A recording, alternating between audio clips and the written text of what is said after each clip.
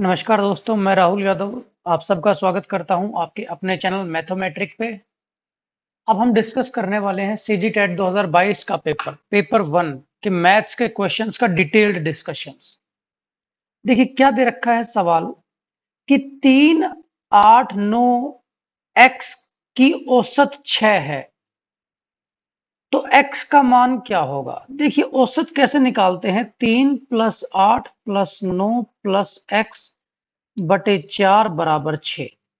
तो देखिए इनको जोड़ेंगे तो हमारे पास बनेगा 20 + x बराबर 6 × 4 यानी कि 24। तो x का मान आएगा 24 में से 20 गया यानी x का मान आ गया 4। तो इसका जवाब क्या होगा, सही जवाब होगा इसका ए। आगे बढ़ते हैं।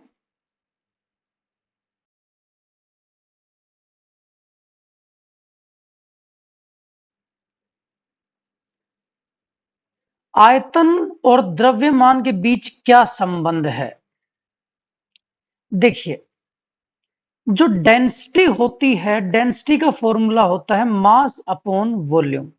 तो देखिए मास का फॉर्मूला क्या होगा, डेंसिटी इनटू वॉल्यूम, यानी इसका ए जो जवाब है वो बिल्कुल सही जवाब है। अगले सवाल की तरफ बढ़ते हैं। ए किसी काम को 20 दिन में करता है, बी उसी ए और बी दोनों मिलकर 15 दिन में करते हैं। यदि पूरे काम के 400 रुपए दिए जाते हैं, दोनों का बंटवारा कितना आएगा। देखिए ए कितने दिन में कर रहा है, 20 दिन में कर रहा है। ए और बी कितने दिन में कर रहे हैं, 15 दिन में। देखिए मैंने क्लास में सब कुछ पढ़ा रखा था ये पहले से। तो यहां देखिए लघुत्तम आएगा 60, ये आ गया 3 और ये आ गया 4। ए और बी मिलकर कर रहे हैं 4, ए अकेला कर रहा है 3, तो बी अकेला कितना करेगा 1। तो ए 3 काम करता है, बी 1 काम करता है। तो जो पैसे हैं वो भी 3:1 में बटेंगे। कुल रुपए कितने हैं 400, यानी 3 और 1 4 का मान कितना है 400। तो 3 का मान कितना होगा 300 और 1 का मान कितना होगा 100, यानी इसका जवाब है ऑप्शन ए। अगले सवाल की तरफ बढ़ते हैं। 450 रुपए की राशि के लिए साधारण ब्याज 4.5% प्रति वर्ष की दर से ब्याज के रूप में 21 रुपए प्राप्त करने पर कितना समय लगेगा। देखिए समय का फॉर्मूला मैंने आपको बता रखा था, ब्याज गुणा 100 बटे मूलधन गुणा दर। अब देखिए ब्याज 21 रुपए है, 100 से गुणा करेंगे। मूलधन 450 रुपए है और दर कितनी है 4.5। देखिए दशमलव हटा के हमने ऊपर एक जीरो लगा दी। एक जीरो से एक जीरो कट गई, 9 से काटते हैं, 9 नहीं 81, 9 से 45 पे कट गया।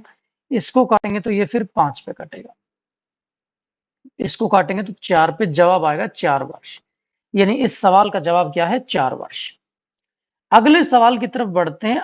18:13.5 समानुपाती है किसके, 16:x के।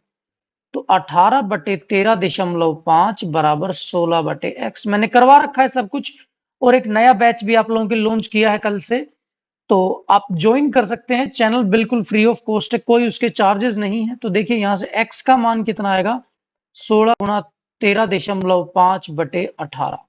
दशमलव हटा के मैंने जीरो लगा दी, 15 से काटता हूं, ये 9 पे कटेगा और ये 12 पे कटेगा। ये 3 पर, ये 4 पर, 4 से काटूंगा तो 4, 4 तो ये कितना आ जाएगा 12। यानी इस सवाल का जवाब कितना है हमारे पास, ऑप्शन बी यानी कि 12। अब इसका वर्गमूल निकालना है। देखिए वर्गमूल निकालना तो बहुत आसान है, आप लोगों को पता है। सबसे पहले 64,009 का वर्गमूल निकालते हैं, मैंने निकालना बता रखा है। देखिए आखिरी में 9 किस किसके में आता है, या तो 3 के में आता है, या हमारे पास किसके में आता है लास्ट में 9 7 के में आता है। अब ये देखिए 640 से छोटा पूर्ण वर्ग संख्या कितनी होती है, 625। किसकी होती है, 25 की। यानी ये 253 का हो गया, 257 का। ऑप्शन में देखिए क्या है, 253 है, तो 253 हो जाएगा। दशमलव यहाँ 4 है तो यहाँ 2 अंक के बाद लग जाएगा। आगे चलते हैं। बिल्कुल फॉर्मूला पूछ रखा है, देखो मैंने आपको बता रखा था। चाल का फॉर्मूला क्या होता है, चाल होती है दूरी बटे समय। ये सब कुछ क्लास में करवाया जा चुका है, तो इसका ऑप्शन क्या हो जाएगा, ऑप्शन बी। एक घनाभ के आयतन ज्ञात कीजिए जिसकी लंबाई चौड़ाई और ऊंचाई। देखिए घनाभ का जो आयतन होता है, आयतन का फॉर्मूला क्या होता है, लंबाई गुणा चौड़ाई गुणा ऊंचाई। तो 14 गुणा 12 गुणा 8 गुणा करेंगे तो जवाब आएगा 1344, यानी ऑप्शन बी इसका सही जवाब है। अगले सवाल की तरफ बढ़ते हैं।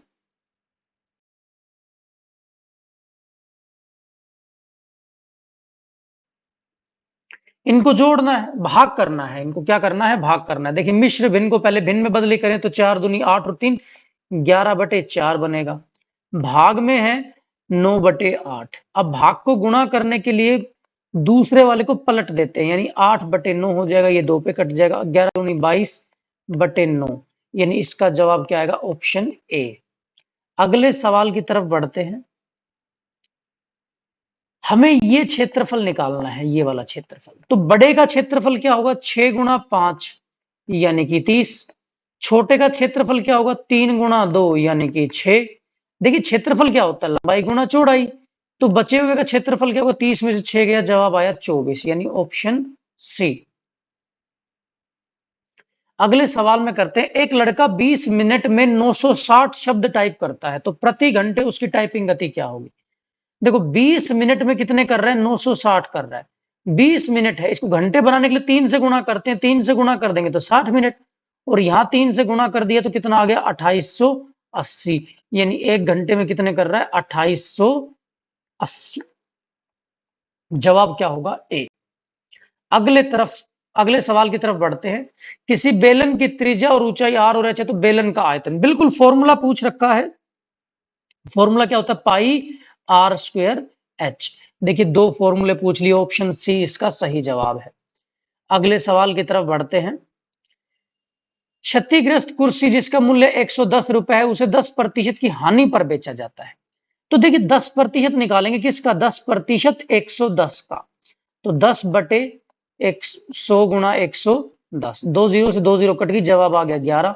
यानी जो विक्रय मूल्य है उसका क्या होगा? 110 में 11 घटा देंगे, जवाब आएगा 99, यानी ऑप्शन बी इसका सही जवाब है। यदि दो संख्याओं का महत्तम तथा लघुत्तम 300 है तथा एक संख्या 60 हो, देखिए आपको पता है दो संख्याओं की गुणा किसके बराबर होती है? उनके लघुत्तम और उनके महत्तम के बराबर। अगर एक संख्या को x मान ले, एक संख्या 60 है, तो 300 गुणा 15। x का मान क्या होगा? 300 गुणा 15/60। ये 4 पे कटेगा और ये 75 पे, जवाब आएगा सी ऑप्शन 75। अगला सवाल आता है 3/16 को प्रतिशत में। 3/16 को प्रतिशत में बदली करने के लिए 100 से गुणा कर देते हैं। ये 4 पे कटेगा, ये 25 पे कटेगा, 75/4 यानी कि 18.75। ऑप्शन डी इसका सही जवाब है। अगले सवाल की तरफ बढ़ते हैं। निम्नलिखित को बढ़ते क्रम या घटते क्रम निम्नलिखित को बढ़ते क्रम में लिखिए। तो देखिए बढ़ते क्रम में यहां अंतर कितना है हमारे पास? यहां अंतर 6 का है, यहां अंतर 5 का है, यहां अंतर किसका है? 1 का है। तो सबसे आसान तरीका तो क्या है? मैंने आप लोगों को बताया था।